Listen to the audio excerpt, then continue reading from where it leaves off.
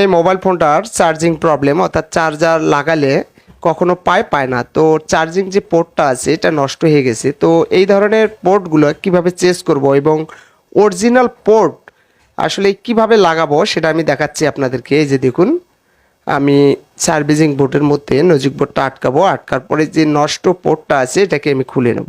এই যে দেখুন, আমি খুলে নিচ্ছি। নেওয়ার পরে আমি একটা অরিজিনাল পোর্ট লাগাবো। কিভাবে লাগাচ্ছি আমি দেখাচ্ছি আপনাদেরকে। আমি এটাকে খুলে নেব, নেওয়ার পরে সুন্দরভাবে সোল্ডারিং করে নেব। সোল্ডারিং করার পরে যে অতিরিক্ত যে রাংটা আছে এটাকে আমি তুলে নিলাম। নেওয়ার পরে এই যে দেখুন, আমি আর হট গান ইউজ করব না।